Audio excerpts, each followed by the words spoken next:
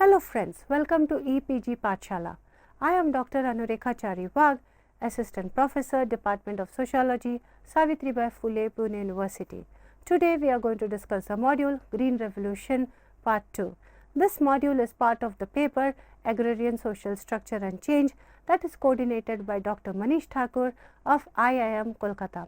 In this module titled Green Revolution Part 2, we are going to have a thorough critique of Green Revolution. Especially we will look into the socio-ecological implications and impact of Green Revolution. Because of this socio-ecological impact, we will also discuss the new agricultural strategy that is followed by the Government of India. Further, by looking at the socio-ecological impact, we will also raise questions with regard to capitalist farming that is being encouraged through the policies of Green Revolution. Because of this negative critique of Green Revolution, we also have to rethink whether now, given the context of the whole issue of food security, do we need a second Green Revolution? Negative aspects of the Green Revolution. So far, one has only heard about the positive achievements of the Green Revolution, but as students of society and culture, you may be aware that most of the phenomena have anticipated and unanticipated consequences. They have positive payoffs as well as negative consequences. Some of the negative consequences could be unintended. In this module, we will talk about the negative impact of Green Revolution. All these negative effects become evident gradually and have been of an enduring and an irreversible nature, especially in relation to ecology and social structure in India. Since the 1960s, Green Revolution has been hailed as a successful intervention in India and China in redeeming the hunger of millions of people. But Vandana Shiva tells us that the Green Revolution has had a devastating impact on our ecology, which is in turn going to affect our sustainability in the long run. Ecological impact. Green Revolution has been widely criticized for causing environmental damage. Some of the predominant forms of damage have been the deterioration of soil quality, depletion of groundwater resources, poisoning from fertilizers, pesticides, and loss of genetic biodiversity. Like all commercialized agriculture, Green Revolution has reduced the natural fertility of the soil. The high-yielding varieties usually grow faster as a result of 2 or 3 crops could be grown in some regions, but this was often at the cost of fertility of soil. The traditional practices of keeping the land fallow for a season or for planting another crop to retain the nutrients in the soil are done away in order to fulfill the goal of higher productivity. For example, Vandana Shiva, in providing a critique of Green Revolution, says that in Punjab there was considerable crop diversity. About 41% of land was under minor crops like jawar, bajra, pulses, but this gradually declined under Green Revolution. The planting of rice and wheat over and over again, along with a heavy dosage of fertilizers, narrowed the genetic base of the crops, creating serious ecological problems in Japan. Further, doing away of soil building like pulses, soya bean, etc., robbed the soil of its natural fertility. The re-engineering of the draft variety of the so-called miracle seeds has reduced the availability of organic matter into the soil, and the increased use of fertilizer for the new seeds has built up soil toxicity, causing a reduction in the micronutrients. The traditional varieties of the rice yielded a lot of straw, whereas the high-yielding varieties increases the grain at the cost of the straw, affecting availability of fodder and nutrients for the cattle. In other words, this science-based agricultural strategy led to a gradual decay of the organic system that had been in place for centuries, affecting the ecological balance of the region in the long run. The excessive use of fertilizers and pesticides during the Green Revolution polluted waterways, poisoned agricultural workers, and killed beneficial insects and other wildlife. Intensive irrigation practices led to eventual abandonment of some of the best farming lands. Groundwater levels are retreating in areas where more water is being pumped for irrigation than can be replenished by the rains. Some of these outcomes were inevitable due to the use of modern inputs for the first time. Further, inadequate extension and training added to the nature of input pricing and subsidy policy that made modern inputs look too cheap also encouraged excessive use of creating a long-term negative environmental impact. The Indian farm scientists had been recommending the use of miracle seeds for farmers on the basis of national level demonstrations in farmers' plots, often ignoring the micro heterogeneity characterizing agriculture. Sophisticated technology often calls for specific details, but according to N.S. Jodha, it is often the lack of means and mechanisms which stands in the way of scientific farming. The environmental specific character of high-yielding variety seeds have been long ignored. Studies show, as Jodha reiterates, that unless long-term safeguards are introduced, a rush for new technology in areas dominated by high-yielding variety seeds may actually accentuate the resource depletion process, and the Green Revolution may prove to be an ecological misadventure. A series of problems result apart from a reduction of the world's genetic diversity of crops brought on due to a concentration of a few selected variety of crops. A narrow genetic base of high-yielding variety makes the crops susceptible to disease and crop failure. Genetic erosion of cereals poses a long-term problem as the basic stock is gradually denuded and subsequently lost. To add to it, an imbalanced use of fertilizers has caused toxicity and a decline in the production. In fact, prolonged and increasing use of chemicals has interfered with the biological and cultural control measures against pests and diseases. Thus, in addition to the macro-level institutional factors, the high-yielding variety seeds themselves have been responsible for creating poverty due to its environment-specific character in certain regions as compared to others. In fact, Vandana Shiva tries to argue that there are hidden social and ecological causes which underlie the ethnic and political conflicts that characterize Punjab today. The Green Revolution has left the once prosperous state ravaged by violence and ecological scarcity. The problem in Punjab, she says, should not be merely understood as a conflict between two religious communities, but reflect the cultural and social background and tensions between a disillusioned farming community and a centralizing state which controls agricultural farming policy, finance, credit, inputs and prices of agricultural commodities. This attempt to introduce new technology can be regarded as a planned destruction of diversity of nature and culture to create a uniformity demanded by centralized management system.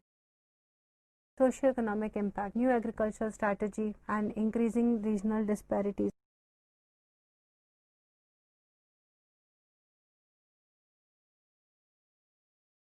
As a result of new technologies in agriculture, Dutt and Sundaram say that the farmer has become more market-oriented. This meant an increasing dependence of the farmer on the market for both inputs like fertilizer, pesticides and new high-yielding variety seeds, as well as for the selling of the output. The demand for agricultural credit also increased simultaneously as the cash requirement for the farmer increased. Modern technology proved a superiority over traditional technology, but this was primarily in areas where enabling conditions prevailed. Regions like Punjab, Haryana and Western Uttar Pradesh, which were well endowed with resources, benefited the most from the new technology, whereas other regions remained backward and underdeveloped. This Green Revolution has led to an increase in regional disparities. A sharp fluctuation in outputs of cereals since the introduction of the new strategies show that though on one hand the maximum and minimum total outputs are now much higher than the past, the output of cereals are still subject to vagaries of the weather. Another consequences of the Green Revolution spread only in irrigated and high potential rain-fed areas was that the poverty in other areas where the potential of rainfall was low has rarely improved as compared to the areas which were rain-fed. Although the villagers living in the areas with lower rainfall tried to acquire some indirect benefits through migration, cheaper food, these were rarely sufficient to prevent a widening of income gaps between them and those who lived in the areas which received higher rainfall. Studies also mention a worsening of regional inequalities in China as well, increasing the divide between the small and the big farmer. The new agricultural strategy entailed heavy investments beyond the capacity of the small and medium farmers.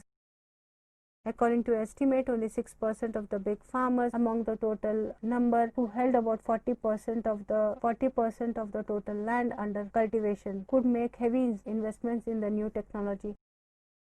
Hence, these big farmers benefited the most partly by mechanizing and partly by multiple cropping, wherein they included profitable commercial crops.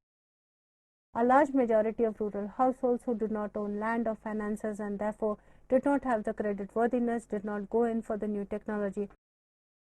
Thus, in a way, the adoption or non-adoption of technology managed to reinforce the difference between big farmers who own more than 20 acres of land and small farmers, tenant cultivators who were numerous and yet too marginal to agriculture.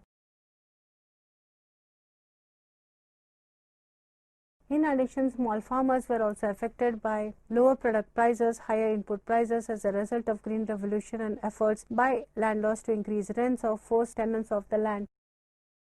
According to Hazel, some critics also argued that Green Revolution encouraged unnecessarily mechanization, thereby pushing down rural wages and employment. Although a number of village and household studies conducted soon after the release of Green Revolution technologies lent some support to the early critics, most recent evidence shows mixed outcomes.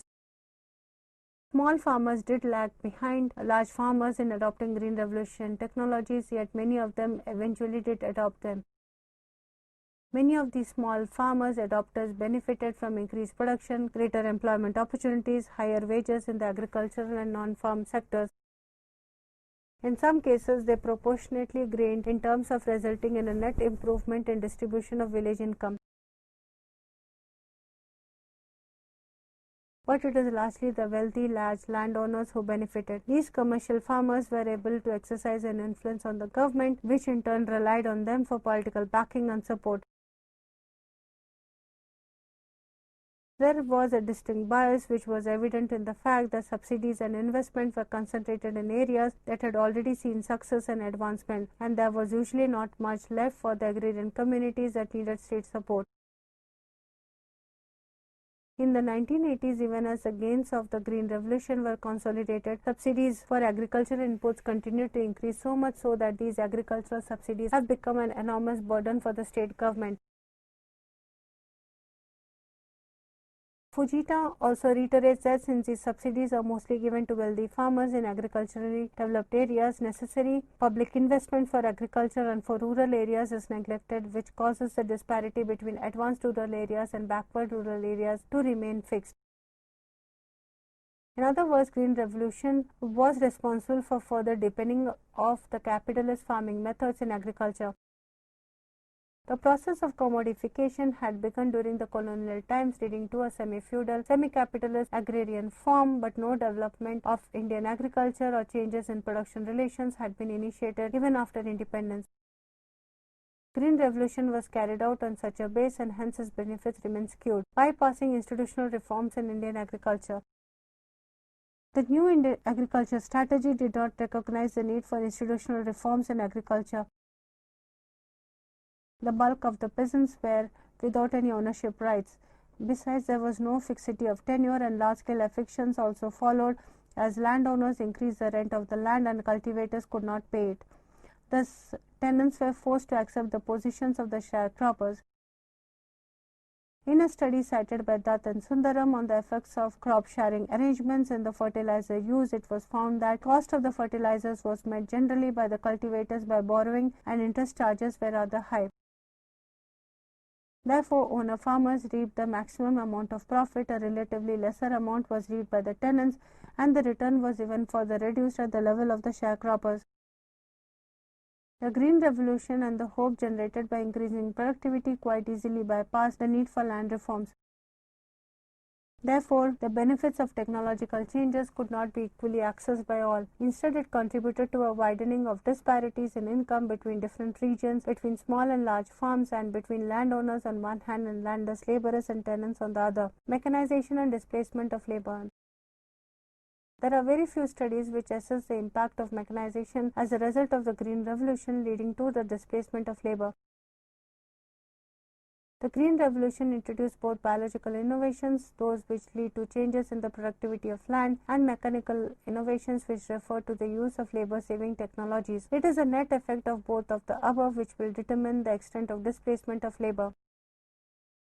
However, mechanization leads to a dampening of the demand for labor, and hence some scholars felt that policies that encourage premature mechanization and surplus labor economies such as India do not seem to be conducive to solving the problem of growing unemployment.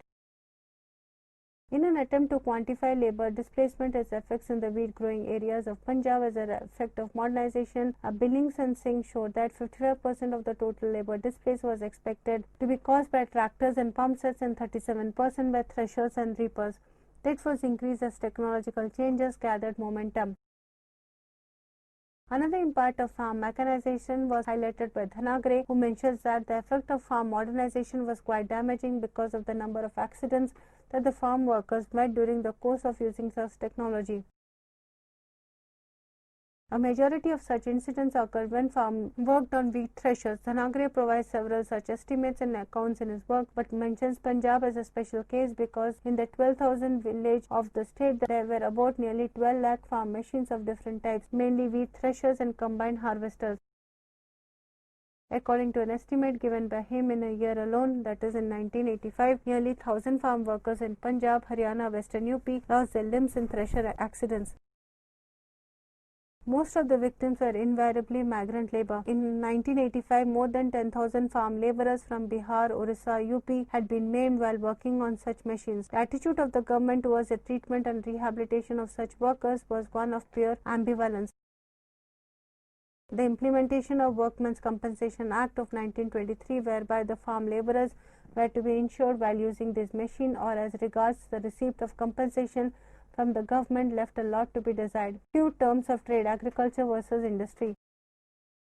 One of the important forms of debate that characterized the Indian intellectual, social and planning circles during the years of Green Revolution and even after was whether the state ought to pay more attention to agriculture or industry in a newly independent nation. In the context of a policy framework infused with Nehruvian thinking, while large sections of India lived in villages and their needs had to be catered to, the future of India lay in rapid industrialization. In an attempt to catch up with the rest of the world, as India invested in heavy industrialization, there was a relative neglect of its rural economy, especially since its second five-year plan. But as two consecutive droughts attacked India in 1960s and agriculture recorded a negative growth, India faced a food problem. Since the share of agriculture in the economy was quite substantial, it affected both economic development as well as the stability of the political regime. It had to import large quantities of food, mainly wheat, from outside for over 2 years. It also had to import chemical fertilizers and agricultural machineries necessary for the development of agriculture. This was a bitter cost that India had to pay for neglecting its rural sector.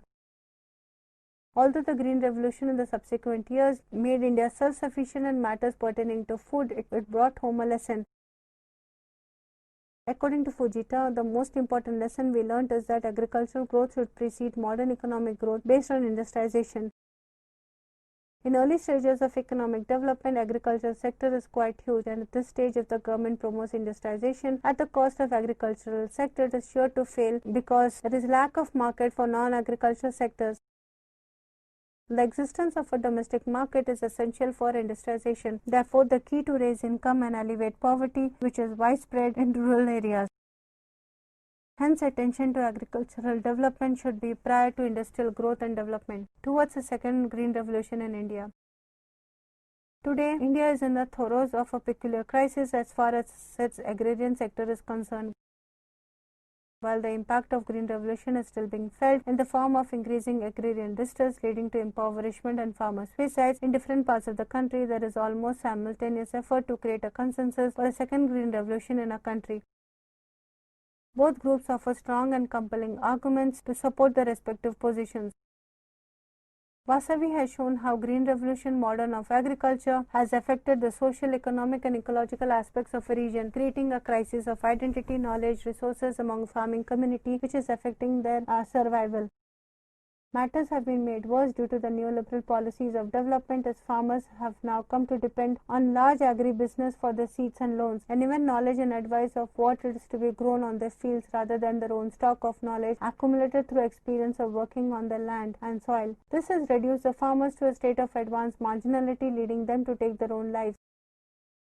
In fact, Indian villages in Punjab are for sale as rural indebtedness mounts and the people migrate to urban centers looking for menial jobs.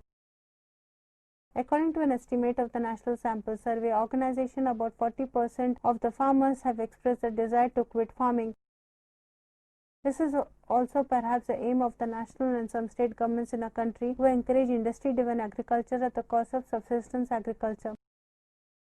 For example, Andhra Pradesh Vision 2020 documents speaks of reducing the number of farmers in the state to 40% of the population, but it is relatively silent about the ways of rehabilitating 30% of the farming population that would be driven off the land. The argument on the other side, that is those who favor the ushering of the second green revolution, argue it for the name of an increasing population, which would eventually lead to an impending food security crisis. They feel that some of the problems of the first green revolution could be rectified without much yield loss through policy reforms and improved technologies and management practices such as pest-resistant varieties, biological pest control, precision farming, and crop diversification. The Government of India has signed the 1,000 crore new agricultural knowledge initiative with the United States of America, which would enable a transfer of genetic engineering technology, investment in the field of agricultural research, training, and irrigation methods. In other words, this marks a reiteration of the faith in the capacity of technology to provide a resolution of the limits posed by nature or even by human intervention. Thus, the main thrust of the second green revolution will be to increase food production by using genetically modified crops. A transition from primary agriculture to secondary is seen as necessary to tackle poverty, endemic hunger, chronic malnutrition by enhancing agricultural production. This time, the revolution that seeks to target the small and marginal farmers, about 93% of the total agriculturalists who were left behind in the first attempt. There are no easy solutions to the problems posed by the demands for a higher agricultural productivity or for the government's role in reposing its faith in technology once again to redeem the condition of the masses. But probably we cannot forget that the two major costs that we incur in the bargain. The first is the limit posed by nature and our capacity to sustain life on earth, and the second concerns the so-called beneficiaries of such initiatives.